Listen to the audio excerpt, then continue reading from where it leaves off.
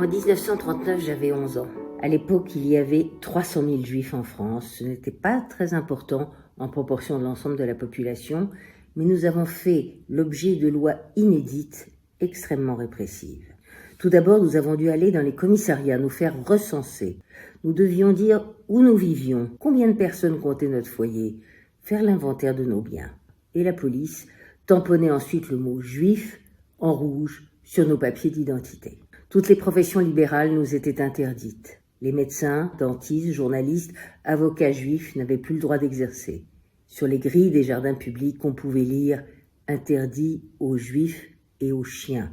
Et puis en 1942, l'étoile jaune est devenue obligatoire pour tous les juifs, adultes et enfants de plus de 6 ans. Nous sommes allés les acheter et les avons cousus sur nos vêtements. Ma mère a été arrêtée pendant la rafle du Veldiv. Quelques mois plus tard, la police française a frappé à notre porte. J'étais avec mon père, qui n'était pas français. Moi, si. Alors je me croyais à l'abri.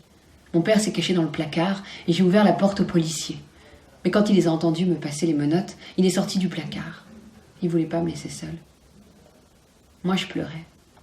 Je lui ai demandé pourquoi il n'était pas resté caché. Nous avons su que c'était les locataires du premier surcours qui nous avaient dénoncés. La police n'a pas hésité à nous donner l'information avant de nous emmener. Le jour où ma famille a été arrêtée, je n'étais pas là. Je me trouvais à Nantes, dans un réseau de résistance. Ma mère, mon père et mes 4 frères ont été emmenés à Drancy, d'où ils sont partis pour Auschwitz, par le convoi 40. Tous ont été gazés dès leur arrivée, sans même entrer dans le camp. C'était le cas de tous les enfants de moins de 16 ans. Quelques mois plus tard, j'ai été arrêté à mon tour par la Gestapo. J'avais de faux papiers, mais ils ont voulu vérifier et m'ont dit « Baisse ta culotte !» J'ai refusé. J'étais bien trop gêné.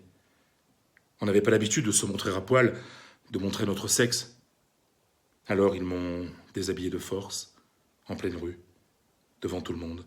Je ne pouvais plus nier que j'étais juif. Ils m'ont embarqué et emmené à Drancy, puis à Auschwitz-Birkenau. Nous vivions à Roubaix. Dans le nord, c'était les soldats allemands qui venaient arrêter les gens. Nous avons été arrêtés le jour de l'anniversaire de maman. La veille au soir, nous avions préparé les cadeaux, les dessins. Papa avait acheté un gros gâteau et des fleurs. La fête allait être magnifique. Cette nuit-là, à 3h du matin, ils ont monté l'escalier avec fracas et tambouriné aux portes. Moi, je venais tout juste d'avoir 11 ans, mon frère Robert en avait 9 et demi, et André 3 et demi. Je me souviens qu'André avait un petit canard en bois qu'il traînait partout. Il l'a pris. Au rez-de-chaussée de notre immeuble vivait un couple de personnes âgées que nous considérions comme de seconds grands-parents. Nous nous aimions énormément. Et pourtant, en les croisant cette nuit-là, je me souviens avoir lu dans leurs yeux l'envie de nous voir quitter les lieux le plus rapidement possible. J'ai eu tant de peine de voir que leur peur était plus grande que leur amour pour nous.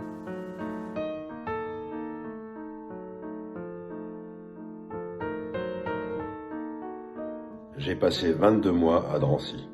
Souvent, je montais au 4e étage, d'où tout au fond, je pouvais apercevoir la rue. J'étais fasciné par le spectacle des voitures qui passaient, des gens qui marchaient sur les trottoirs, et je me disais, eux, ils sont libres.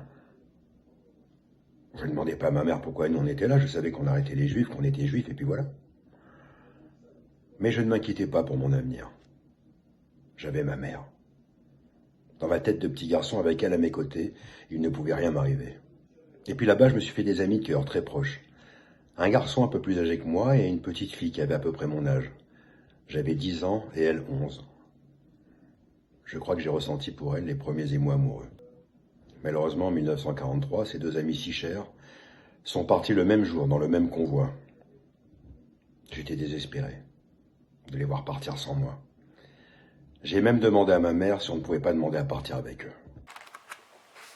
Le 2 septembre 1943, il leur manquait du monde pour arriver aux 1000 personnes que devait compter un convoi.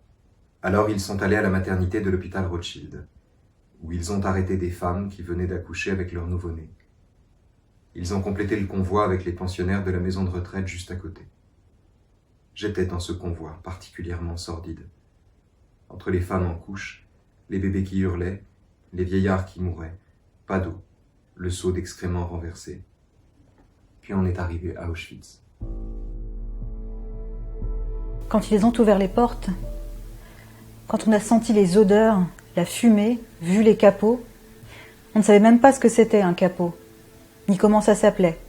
On voyait juste ces hommes, en costume rayé, armés de matraques, qui couraient après des gens qui avaient l'air de vrais squelettes. On n'a rien compris. Très vite, on nous a dit que l'espérance de vie ici était de quelques mois, de quelques semaines, de quelques jours. Sur les 1000 personnes du convoi, ils ont sélectionné 106 femmes et 243 hommes pour le travail. Une fois déshabillés, on nous a fait prendre une douche froide, sans savon, ni serviette. Puis on nous a entièrement rasés et tatoués sur le bras. On nous a dit, vous n'avez plus d'identité maintenant. Vous êtes le numéro tatoué sur votre bras. Ici, vous entrez par la porte et vous sortirez par la cheminée. On a demandé ce qu'étaient devenues les autres personnes du convoi.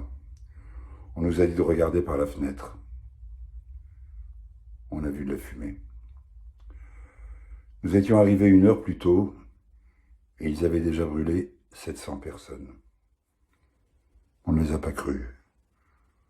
On pensait qu'ils nous racontaient des histoires pour nous faire peur. L'odeur était épouvantable. D'où ça venait? En fait, nous étions sur un four crématoire, le crématoire numéro 2. Ensuite, nous avons dû nous mettre à poil devant tout le monde, elle et ses capots. Il y avait des jeunes et des vieilles, des belles et des moches, et plein d'hommes qui nous regardaient ou qui nous tabassaient si on refusait de se déshabiller. Ce sont des images qu'on ne peut pas oublier. Je ne sais pas si vous pouvez imaginer ce qui s'est passé dans notre tête. La honte, l'humiliation quand on nous s'est retrouvés toutes nues devant tout le monde. Après ça, on a dû se mettre les unes derrière les autres pour se faire raser. Un homme en pyjama rayé tenait une tondeuse et un autre une bassine et un chiffon pour nous mettre du désinfectant sur la tête. Voir ses cheveux tomber, devoir lever les bras et se faire raser aussi plus bas, c'est un sentiment de honte atroce. Je suis restée très marquée par une scène. Lors de mon arrivée au camp, quand on est descendu des wagons, c'est moi qui ai dit à mon père et à mon petit frère de monter dans les camions. J'avais entendu dire qu'ils étaient destinés aux personnes malades et fatiguées pour leur éviter de marcher jusqu'au camp.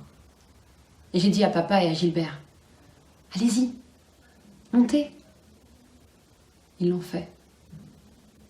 Bien sûr, c'est parce qu'ils le voulaient bien. Papa n'allait tout de même pas obéir à la plus jeune de ses filles. Mais dans ma petite tête, c'était moi qui les avais envoyés à la chambre à gaz. Bien entendu. C'est la dernière fois que je les ai vus. À Auschwitz, le 2e ou 3e jour, j'ai demandé à un autre déporté « Quand est-ce que je vais revoir mes parents ?» Il m'a répondu « Tes parents ? Ils avaient quel âge tes parents ?» J'ai dit au présent « Mon père a 65 ans et ma mère 57 ?» Alors il m'a regardé, a levé le bras et a répondu « Tu vois la fumée qui sort de la cheminée ? Tes parents sont là-bas, partis en fumée. » J'ai d'abord cru à une plaisanterie de mauvais goût, puis les jours passant, à force de sentir cette fumée, cette odeur de chair brûlée, j'ai commencé à me poser des questions sur la véracité de ce qu'on m'avait raconté. À Auschwitz 1, je me suis retrouvé au bloc 7. Nous avions pour chef de baraque une sorte de fou furieux. La nuit, pendant ses insomnies, il s'amusait à nous guetter. Quand on se levait pour aller aux toilettes, il nous faisait monter au grenier, où les fenêtres étaient grandes ouvertes. Là-bas, en plein hiver, il fait souvent moins 20 degrés, parfois encore moins. Il nous mettait à poil, nous arrosait de seaux d'eau glacée et nous faisait faire de la gym, comme il disait. On devait se mettre genoux fléchis, bras tendus et sauter. On était à poil, on crevait de froid, on était épuisés, affamés. On savait qu'on allait mourir bientôt puisqu'on nous le répétait sans arrêt. Ici, vous sortirez par la cheminée des crématoires. On était là, à vivre peut-être nos derniers jours, et lui nous arrosait et nous tapait dessus. Au début, dans le camp, j'étais avec mon père. Avant d'être déporté, il travaillait tout le temps. Je le connaissais mal, et puis il se montrait assez sévère avec moi parce que j'étais mauvais élève. Une fois dans le camp, nos rapports ont changé. Chaque fois qu'on partageait le pain, il se sacrifiait pour me donner un morceau du sien. À Auschwitz, tout était mis en œuvre pour nous déshumaniser, mais certaines personnes restaient humaines, comme mon père. D'ailleurs, les autres le respectaient. Une fois qu'il est parti, qu'il a été assassiné, je me suis retrouvé seul dans cet enfer. Vers la fin de la guerre, on a considéré que j'étais mort et balancé mon corps sur un tas de cadavres. Un médecin officier russe qui passait par là a constaté que je n'étais pas totalement mort. Il m'a fait hospitaliser dans un hôpital militaire où il m'a soigné et m'a rendu à la vie. J'ai été déporté à Auschwitz-Birkenau par le convoi 68. Là-bas, j'ai travaillé sur la rampe. L'endroit où arrivaient les déportés. Je faisais partie d'un commando qu'on appelait le Canada. C'était une sorte de comité d'accueil. On était habillés proprement, avec un costume à rayures et un petit calot. En fait, on était des figurants, censés rassurer les nouveaux arrivants. Une fois qu'ils étaient partis, on vidait les wagons. Et quand on trouvait de la nourriture, on la bouffait en vitesse. Il fallait décharger les morts aussi. J'ai fait ce travail pendant 10 mois. J'ai dû voir passer sous mes yeux approximativement 300 000 personnes qui sont parties à la mort. Et dans cette foule, un jour, j'ai vu mes grands-parents maternels arriver. J'ai voulu partir avec eux, mais 3 copains m'ont retenu. L'un d'eux m'a dit « Si tu bouges, je t'assomme ». Sans ça, je crois que je serais parti avec eux. À Auschwitz, je travaillais comme maçon. Un jour, quelqu'un est passé à la recherche de musiciens. Il nous a dit « Les musiciens doivent aller se présenter au bloc 5 ». Les nazis cherchaient à constituer un orchestre dans le camp. Avant la guerre, j'avais appris la guitare, mais au camp, ça ne servait à rien. Par chance, l'un de mes professeurs au conservatoire m'avait conseillé d'apprendre aussi la clarinette. Et en définitive, c'est ce qui m'a sauvé la vie. Je suis allée me présenter au bloc et j'ai passé une audition. J'ai été engagée comme clarinettiste dans l'orchestre d'Auschwitz. Le matin, on se levait avant les autres pour être au poste au moment où ils partaient travailler. 5 par 5 au son de la musique militaire. Pareil le soir quand ils revenaient. Entre-temps, l'après-midi, on devait répéter dans une grande salle pour les concerts du dimanche, destinés au délassement des SS et de leurs familles. Au camp, quand j'ai été séparée de ma mère, je pleurais tout le temps. Les gens en avaient marre et me répétaient « Lucette, ça suffit. Pour l'instant, tu es là, mais dans 1 heure, tu ne sais pas où tu seras. On a besoin de toi. Tu as encore un beau visage humain. Tu es encore jeune. Tu as peut-être une chance de t'en sortir. Pour nous, c'est foutu. »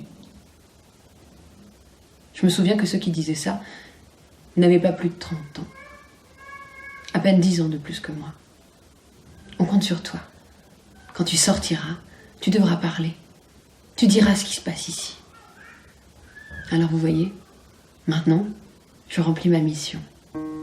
J'en ai bavé. Inutile de vous dire ce qu'on a traversé.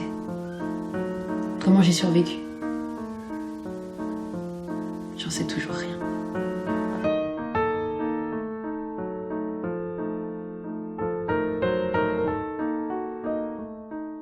Le 8 mai 1945, on a appris que c'était la libération.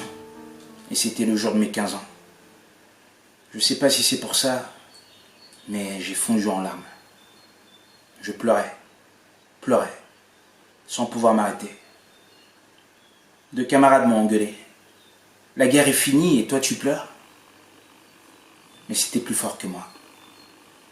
Je me suis appuyé contre un mur, comme prostré, et je n'ai plus bougé. Moi, quand on m'a rapatrié des camps, je mesurais la même taille que maintenant. 1m60 et 16 kilos. J'étais un vrai squelette. Quand les soldats sont entrés dans le camp, ils ont eu un mouvement de recul. On était des morts vivants. J'ai eu vraiment de la chance de revenir. 48 heures de plus, et je ne m'en serais pas sortie. Je sais ce que c'est de se sentir mourir. À un moment, j'ai eu l'impression d'être totalement apaisée, comme heureuse. Je souriais bêtement. Dans mon agonie, je me souviens avoir vu une jolie jeune fille se lever et tomber, morte. Puis je me suis retrouvée dans un camp de prisonniers où on nous a donné une carte pour écrire à nos familles. On devait leur dire qu'on était vivants, mais sans raconter ce qui s'était passé. Notre parole était déjà censurée. On était infestés de poux. On nous a aspergés de désinfectants avant de nous transférer à l'hôtel Lutetia. J'y suis restée 8 jours. On m'a donné une culotte, des chaussures, une chemise, une jupe, une blouse, des bas et 1000 francs de l'époque. Et puis voilà. Quand je suis arrivée au Lutetia, je ne savais pas si mes parents étaient encore en vie. J'ai donc demandé à envoyer un pneumatique, car on n'avait pas le téléphone à la maison. Maman était en train de faire sa vaisselle. Elle a tout laissé en plan et est venue avec le tablier bleu qu'elle portait sur elle, son porte-monnaie dans une main et un ticket de métro dans l'autre. C'est une image que je n'oublierai jamais. À l'hôtel, elle a demandé où j'étais. Un responsable m'a appelé au haut-parleur. On demande mademoiselle Dreyfus. J'y suis allée. J'ai vu une dame avec les cheveux tout blancs que je n'ai pas reconnue. Elle avait le teint jaune, les pommettes saillantes, les yeux qui brillaient. Maman ne m'a pas reconnue non plus. On ne s'était pas vu pendant 1 an et je pesais à peine 36 kilos. On s'est écroulés dans les bras l'une de l'autre en pleurant. Et elle m'a dit « Viens, on part ». À la maison, j'ai trouvé mon père en larmes. C'était un grand et bel homme. Je l'ai vu assis sur une chaise, à essayer de me reconnaître, à m'observer pour vérifier que c'était bien moi. Je n'ai rien raconté à mes parents. Jamais. Ils étaient déjà bien assez malheureux comme ça. J'avais 4 ans quand je suis arrivée à Bergen-Belsen. J'y suis restée 1 an. Il y avait beaucoup d'enfants là-bas, c'était une spécificité de ce camp. Ma mère partait travailler le matin et revenait le soir, mais nous, les enfants, dans la journée, on était livrés à nous-mêmes. Mais on ne jouait pas ensemble, on ne se parlait pas. Je crois qu'on ne faisait rien, en tout cas, je n'en ai pas le souvenir. À la Libération, on a quitté Bergen-Belsen pour un camp d'internement. Dès qu'on est sorti du train, dès qu'on nous a donné à manger et à boire, on est redevenus des enfants. Je me rappelle parfaitement avoir fait des boules et des bonhommes de neige. J'avais peur au début, mais on était bel et bien redevenus des enfants. J'ai appris à lire, à écrire, et j'ai même réappris à monter et à descendre un escalier. Il n'y en avait pas dans le camp. Je me suis entraînée pendant 3 mois, je crois, matin et soir. Je me rappelle tout cela, c'est quand il se passe quelque chose que les souvenirs reprennent. Après la guerre, j'ai passé 2 ans à Paris. Mais en découvrant ce qui s'y était passé, j'ai eu la sensation que l'Europe de l'Ouest était aussi souillée que l'Europe de l'Est. Quand je voyais des gens dans le métro, je me disais, celui-là, soit il a été collabo et a participé à la déportation des miens, soit il était juste indifférent et considérait que ce n'était pas son problème. Ça m'était insupportable. Alors je suis partie. J'ai passé 7 ans en Israël dans un kibboutz. Au bout de quelques années, je suis revenue à Paris pour faire médecine. Moi, qui ai eu les pieds gelés pendant la marche entre Auschwitz et Buchenwald, je suis devenue chirurgien orthopédiste. Je suis restée célibataire très longtemps. Et puis un jour, une fille est arrivée après un accident de la route. J'ai passé la nuit au bloc pour lui sauver les 2 jambes. Elle a dit à l'une de ses amies venue la visiter, « Va voir le chirurgien, il a de beaux yeux. » Entre son amie et moi, ça a été un véritable coup de foudre. On ne s'est plus quittés, on s'est mariés et on a eu 3 enfants. Après la guerre, pensant bien faire, la famille nous gavait de nourriture, ma mère et moi. Et on finissait par aller tout vomir. Et puis on ne pouvait plus dormir dans un lit. Alors, pendant plusieurs mois, dès qu'on était seul dans notre chambre, on fermait la porte à clé et on allait se coucher par terre. Pendant très longtemps, même une fois marié, j'ai fait des cauchemars. C'était toujours le camp qui revenait. La nuit, quand je criais, mon mari me secouait, me consolait, m'embrassait. C'est curieux, parce que depuis qu'il est mort, il y a une 20aine d'années, je ne fais plus de cauchemars.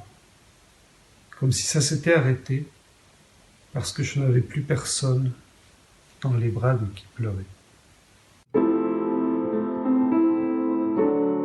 J'ai rencontré mon époux juste après la guerre. On s'est mariés 3 semaines après. On formait un couple extraordinaire. Moi, je ne voulais pas d'enfant. Je pensais qu'Hitler allait revenir. Je ne pouvais pas croire que tout cela était vraiment fini. Et j'imaginais l'infinie douleur de perdre un enfant. Ce doit être insupportable. Mais je suis tombée enceinte. Et quand j'ai parlé de me faire avorter, mon mari m'a dit « Si tu fais ça, je te quitte ». Après la naissance de mon fils, je me suis dit qu'il n'était pas question d'avoir un autre enfant. Si ça recommençait, je pourrais peut-être en cacher un, mais pas 2. Aujourd'hui, je suis le dernier survivant de mon convoi, le convoi 73, dans lequel il y avait 878 hommes, dont seulement 22 sont revenus en 1945. Parfois, quand je me retrouve face à des descendants de mes frères de malheur, je ressens une sorte de culpabilité à être vivant. Je me demande pourquoi moi, j'ai survécu, et pas leur père, ou leur grand-père. C'est une charge morale très lourde. On porte une cicatrice qui a du mal à se refermer complètement, avec laquelle on vit en permanence.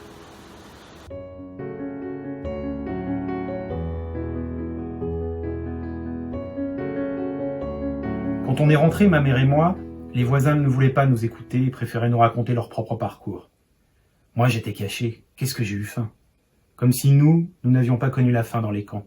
À force, nous avons fini par nous taire. Dans la tête des gens, eux, les Français, avaient gagné la guerre, et nous, les Juifs, on était les idiots qui s'étaient fait ramasser bêtement. Au plus de Saint-Ouen, certains antiquaires, qui avaient occupé les boutiques des Juifs partis en déportation ou cachés, n'ont pas apprécié de devoir les restituer après-guerre. Ma mère, qui avait repris le stand de mon père disparu, a entendu des réflexions du genre « Ma parole, on n'a pas de chance, ils sont tous revenus !» Et puis, nos voisins puciers, qui commerçaient avec les Allemands pendant la guerre, racontaient qu'alors les affaires étaient florissantes. Dès le samedi soir, ils n'avaient plus rien à vendre. C'était la belle époque. Voilà l'état d'esprit. Nous, on avait l'impression de déranger. Je n'ai pas parlé pendant 30 ans. Quand je suis rentrée à Marseille, 8 mois après la fin de la guerre, personne ne s'attendait à me voir revenir. J'ai eu l'impression de gêner. Je me suis débrouillée pratiquement toute seule et je me suis tue. Plus tard, quand j'ai commencé à raconter, on me répondait « Arrête, tu me rends malade ». Certains de mes amis se flattaient de ne pas avoir été arrêtés. Ils me disaient « Mais pourquoi vous vous êtes laissé prendre comme ça ?» Je répondais « Mais celui qui est venu m'arrêter, c'était un Français, bien français, pas un Allemand. Comment j'aurais pu imaginer ce qui allait se passer ?» J'avais l'impression constante qu'il y avait derrière moi comme un énorme fossé, où étaient engloutis tous les miens, tous mes proches, mais aussi des millions d'autres. Ils étaient dans cette fosse, là, juste derrière moi. À 16 ou 17 ans, j'ai éprouvé la sensation très aiguë que si je regardais dans cette fosse, je finirais par y sauter moi aussi. C'était une sensation de danger, de suicide imminent. Par conséquent, comme un cheval auquel on fait porter des œillères, je me suis imposé de ne jamais regarder ni en arrière, ni même sur les côtés. De ne regarder que droit devant. Voilà tout. Au départ, j'ai voulu oublier. J'ai essayé d'enterrer ça au plus profond de moi-même. Pourquoi le sort a voulu que je survive? Je ne le sais pas. Toute ma famille est morte. Je me suis retrouvé tout seul à la Libération. Encore aujourd'hui, quand les souvenirs me reviennent, c'est comme si on me tirait dessus. Dès que mes souvenirs remontent, je deviens blême. J'ai l'impression qu'on m'étrangle.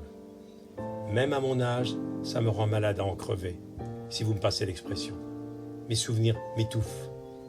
J'ai 92 ans et je n'ai pas digéré. Je devrais savoir nager maintenant. Mais en ce qui me concerne, on ne sort jamais la tête de l'eau. La nuit, pendant mes cauchemars, j'essayais d'étrangler ma femme. Je rêvais qu'on voulait me piquer mon morceau de pain, alors j'attrapais mon épouse par le cou et je serrais fort pour me défendre. Ça a duré plusieurs années. J'étais obligé d'aller voir un psychiatre pour que ça cesse.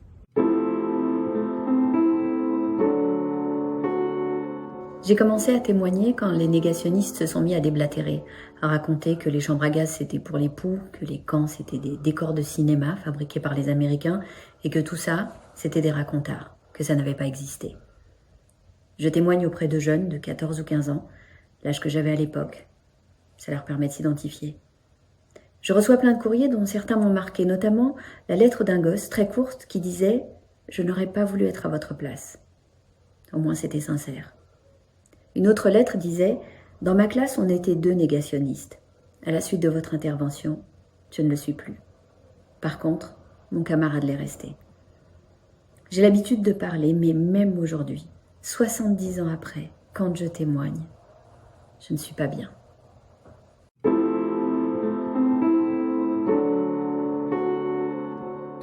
Ce n'est pas beau ce que je vois en ce moment. Cet antisémitisme qui continue. Il y a 3 ans, j'ai entendu qu'on hurlait dans la rue. Je ne savais pas ce qui se passait, alors j'ai ouvert la fenêtre, il y avait un défilé. Mais ce défilé-là, c'était le même que quand les Allemands sont entrés dans Lyon. Vous savez ce qu'on criait dans la rue? Mort aux Juifs. C'était il y a 3 ans, au vu et au su de tout le monde, une voiture de police suivait le cortège, et personne n'a rien dit, ou seulement réagi. Si vous saviez comme ça m'a fait mal.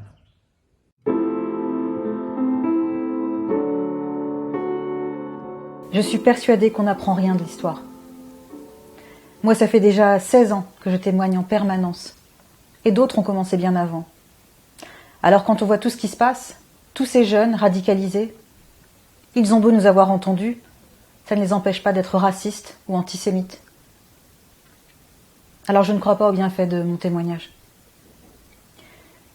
Et même si je doute que ce soit utile, j'y consacre ma vie.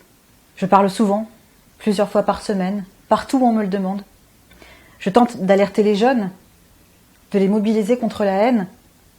Je leur dis, la haine, vous savez, ça mène à Auschwitz.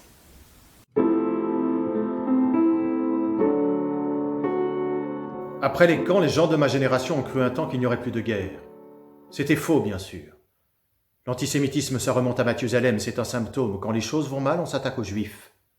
Même s'il y a eu d'autres attentats, quand on a tué Mireille Knoll, une femme de 85 ans qui a traversé la guerre, qu'on a voulu brûler son corps et tous ses souvenirs, ça m'a rendu malade. J'ai été désespéré pendant plusieurs jours. Tout brûler, c'est comme vouloir qu'elle n'ait pas existé, qu'il ne reste rien d'elle, pas même une image. Sans vouloir faire d'amalgame, c'est un peu ce qu'on a voulu me faire à moi. Je crois que depuis la guerre, c'est la première fois qu'on veut effacer ainsi toute trace d'une personne. Je suis originaire d'Amsterdam, et en apprenant cela, j'ai eu la même sensation que quand je me rends à l'ancien quartier juif. On l'a rasé. Il ne reste plus aucune trace de nous.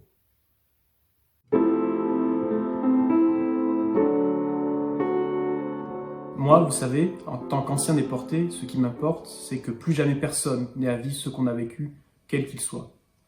Pour cela, il est nécessaire que l'homme d'aujourd'hui sache jusqu'où l'homme peut aller. Il est évident pour moi que les gens ne réagissent pas suffisamment aux horreurs qu'on voit quotidiennement. Ça me bouleverse. Je me dis que j'aurais dû faire encore plus pour faire bouger les choses, faire évoluer les consciences. J'espère que cela va mûrir dans les esprits et que les gens vont finir par comprendre que ce qui arrive aux autres peut aussi arriver à leurs enfants ou à leurs petits-enfants s'ils ne se mobilisent pas. Vous allez devenir le témoin du témoin que je suis. C'est un rôle très important.